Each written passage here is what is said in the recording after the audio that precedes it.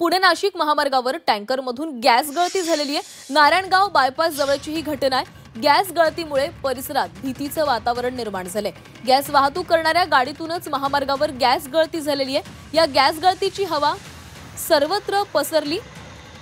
अचानक गॅस गळती सुरू झाल्यानं नारायणगाव परिसरामध्ये भीतीचं वातावरण निर्माण झालंय। पुणे नाशिक मार्गावर वाहतूक सुरू असतानाच गॅस गळती सुरू झाली आणि त्यामुळे आजूबाजूने जाणाऱ्या वाहन चालकांमध्ये भीतीचं वातावरण निर्माण झालं। आपण हे दृश्य पाहू शकतो आणि या संदर्भात अधिक माहिती घेऊयात। आमचे प्रतिनिधी हेमंत चापुडे आपल्या सोबत आहेत। हेमंत, गॅस गळतीची घटना या महामार्गावर घडलेली आहे।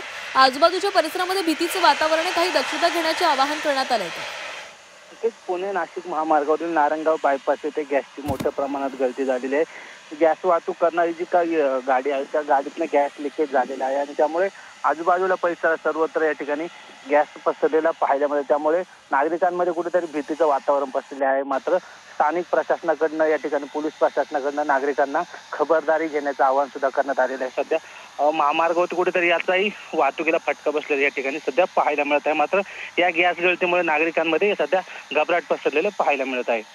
हेमंत, सध्या ही गॅस गळती जी आहे ती थांबवण्यामध्ये यश आलंय का? नाही, अद्यापही त्या ठिकाणी गॅस गळती आपल्याला होताना पाहायला मिळत आहे।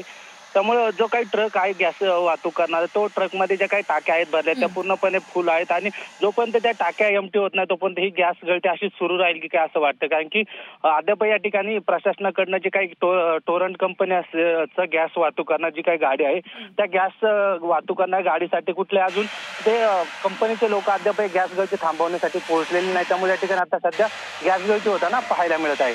नक्कीच हेमंत, धन्यवाद तुम्ही दिलेल्या सविस्तर माहितीसाठी।